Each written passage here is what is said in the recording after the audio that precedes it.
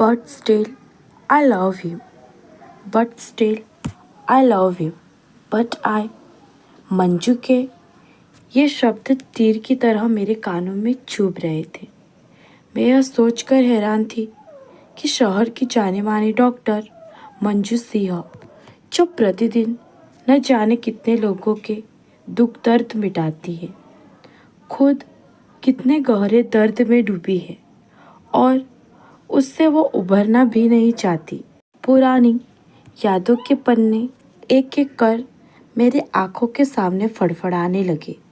हम दोनों बचपन की गहरी सखियाँ एक ही मोहल्ले में रहती तथा एक ही कक्षा में पढ़ती थी। हमारी मित्रता उस दिन हुई जब बस में एक बड़ी दीदी ने मुझे सीट से उठा दिया और स्वयं उस पर बैठ गई। यह देख मंजू उनसे भिड़ गई। दीदी, आपने उसकी सीट ले ली। वह इतना भारी बैग टांग कर कैसे खड़ी रहेगी? दीदी के धमकाने पर उसने कंडक्टर से शिकायत करके मुझे मेरी सीट दिलवा कर ही दम लिया और फिर हम मित्रता की डोर में ऐसे बंधे जो समय के साथ और मजबूत हो गई। इस घटना के बाद हम बच्चों के बीच मंजू दबंग गर्ल के नाम से मशहूर हो गई थी। वह स्कूल की हर गतिविधि में बढ़ चढ़कर हिस्सा लेती। उसकी संगत के प्रभाव से मुझे भी कुछ अवसर प्राप्त हो जाते थे। अपने नैसर्गिक सौंदर्य, नेतृत्व क्षमता, अभिनय कौशल्य व वाक्पटुता से वह सबकी छेड़ती थी। जो उससे ईर्ष्या करते थे वे भी मन ही मन उसकी प्रशंसा करते थे। फर्स्ट ईयर तक पहुँचते पहुँचते न जाने कितने लड़के उस पर जान छिड़कने लगे। हर कोई उसे अपनी गर्लफ्रेंड बनाने के लिए आतुर रहता, पर वह किसी को घास नहीं डालती। मैं उसे छेड़ती, मंजू, क्या तुझे कोई भी पसंद नहीं आता? किसी का तो दिल रख लिया कर। वह मुझे समझाती, प्यार व्यार के लिए तो सारी जिंदगी पड़ी है। मुझे तो पापा की तरह प्रसिद्ध डॉक्टर बनना है। हम दोनों साथ साथ पढ़ते। कभी वह मेरे घर आती तो कभी मैं उसके घर चली जाती। हम दोनों को संयोगवश एक ही मेडिकल कॉलेज में प्रवेश मिल गया। वहाँ पहुँचते ही वह सभी शिक्षकों व जूनियर सीनियर विद्यार्थियों की लाड़की बन गई। कॉलेज के वार्षिक उत्सव में मंजू राधा बनी और सुधीर कृष्णा। सुधीर में न जाने कैसा संमोहन था कि मंजू उसकी ओर खींचती चली गई। मैं उसका प्यार व समय बढ़ जाने पर स्वयं को जितना अकेला महसूस कर रही थी, उससे अधिक चिंता मुझे इस बात की थी कि जब उसके घर वालों को पता चलेगा तो क्या होगा। सुधीर यादव था और वह परंपरावादी क्षत्रिय परिवार की। जब तक कॉलेज में थे किसी को कुछ नहीं पता चला, पर MBS पूरा होने के बाद जब उसके विवाह की चर्चा शुरू हुई, तब मंजू ने डरते डरते माँ को सुधीर के बारे में बताया। उसके बाद तो मानो घर में विस्फोट हो गया। सब ने उसे समझाने का बहुत प्रयास किया, पर उसने धृष्टतापूर्वक अपना निर्णय सुना दिया कि वह शादी करेगी तो सिर्फ सुधीर से, वरना जीवन भर विवाह नहीं करेगी। सारे प्रयास विफल होने के बाद उसके पापा ने एक सादे विवाह समारोह में उसे विदा कर सदा के लिए मुंह मोड़ लिया। माँ कभी कभी हालचाल पूछ लेती थी।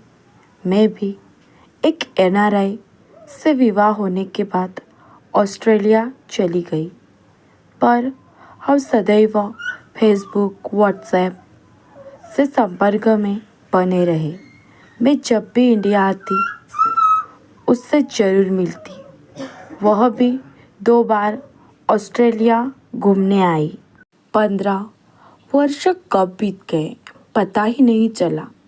जब मैं इंडिया आई तो हर बार की तरह इस बार भी माँ व परिवार के अन्य लोगों से मिलने के बाद कानपुर से सीधे मुंबई उसके पास पहुंची। मंजू और सुधीर के स्वागत में इस बार पहले जैसा उत्साह व गर्मजोशी नजर नहीं आई। सुधीर आवश्यक काम बताकर बाहर चला गया तो मनीष भी अपने कुछ जान पहचान वालों से मिलने के लिए चले गए। उसके चेहरे पर छाई उदासीनता का कारण जानने के लिए जब मैं उससे कुरेदा तो थोड़ी नानुकुर के बाद उसके सब्र का बांध टूट गया। वह मेरे गले लगकर फवक फवक कर बच्चों की तरह रो पड़ी। थोड़ा दिल हल्का होने के बाद उसने मुझे बताया सुधीर का उस नर्सिंग होम की एक नर्स के साथ अफेयर चल रहा है। पहले तो पूछने पर कहता था कि मैं बेवजह उस पर शक करती हूँ, पर अब वह ठीक हो गया है। कहता है कि तुम्हें जो करना है कर लो, जहाँ जाना है जाओ, पर मैं उसे नहीं छोड़ सकता। यह सुनकर तो जैसे मुझ पर वज्रपात ही हो गया। मुझे कॉलेज का वह ज़माना याद आ गया कि कैसे सुधीर मंजू से दोस्ती करने के लिए दीवानों की तरह उसके पीछे पीछे घूमता रहता था और किस प्रकार से मंजू ने सबके विरोध सहकर उससे विवाह किया था।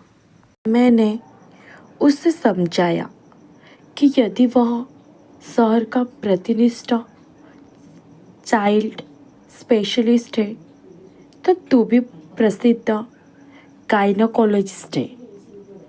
तू पढ़ी लिखी आत्मनिर्भर नारी है। तेरे समाज में अगल पहचान है।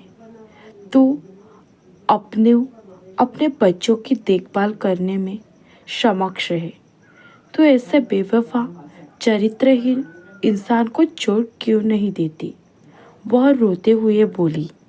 मम्मी पापा से दूर होकर मैंने जीवन में अपनों के प्यार एवं संरक्षण का महत्व जाना। आज भी मेरा मन मायके जाने को तरसता है। मायके के दरवाजे मेरे लिए बंद नहीं हैं, पर मेरी भूल मेरे स्नेह पर ज़्यादा भारी पड़ती है। पापा के आशीर्वाद के लिए उठे हाथ मेरे लिए सिर तक पहुँचते पहुँचते रुक जाते हैं। माँ के आलिंगन में वह गर्माहट महसूस नहीं होती जो प्राजू को गले लगाते समय होती है। अपना घर मुझे अपना नहीं लगता। तुझे याद है ना, पापा ने किस धूमधाम से प्राजू की शादी की थी। घर व संपत्ति का बंटवारा करते समय माँ ने मुझे बुलाया और कहा, पापा अपनी संपत्ति तुम दोनों बहनों के बीच बांटना चाहते हैं, आ जाओ। मैंने माँ से कहा, मुझे कुछ नहीं चाहिए, बस मुझे अपना आशीर्वाद दे दो। पर माँ के बहुत जोर देने पर मैं कानपुर चली गई। वहाँ पहुंचकर देखा पापा ने वह नर्सिंग होम जिसमें वे अपनी जगह सदा अपने डॉक्टर बेटी को बैठा हुआ देखना चाहते थे, वह घर जिससे मेरी यादें जुड़ी थी, सब प्राजू दिवेश के नाम कर दिया था। मुझे उन्होंने कैश जेवर दिए थे। यह देखकर मैं अपने कमरे के दीवारों से चिपकर फूट फूट कर रोई थी। मन में आया कि कह दूँ कि पापा मुझे कुछ नहीं चाहिए, बस आप मेरे पहले वाले पापा बनकर मुझे गले लगा लो। अपनी मंजू को माफ़ कर दो। जड़ से विचित्र शाखा के समान स्वयं को अकेला महसूस कर रही थी। फिर सोचा, दोस्त तो मेरा ही है। मैंने ही उनके मान सम्मान, भरोसे और सपनों को धूमिल किया था। भौतिक संपदा तो उन्होंने बराबर बांटी, पर स्नेह नहीं। श्वेता, तू नहीं जानती कि अपनों से अलग होना व उनकी उपेक्षा सहना कितनी पीड़ा पहुंचता है। सुधीर मुझसे प्यार नहीं करता, वह मेरे साथ रहना भी नहीं चाहता, पर मैं उसके बिना नहीं रह सकती। I have lost my love, but still I love him. But still I love him. उसके बिना मैं जी नहीं पाऊंगी। उसे अपने बच्चों के साथ हंसता खेलता देखकर, उनकी परवाह करते देखकर मैं भी खुश हो लेती हूँ। अपना न होते हुए भी अपना होने के एक सांस साथ जी लेती हूँ। कहने के बाद वह मेरे कंधे पर सिर रखकर बच्चों की तरह फूट फूट कर रोने लगी। हमने सुधीर को समझाने की कोशिश की, पर वह न समझा। मैं दुखी मन से अपने घर लौट आई, पर उसके ये शब्द अब भी मेरे कानों में पिघला रहे थे।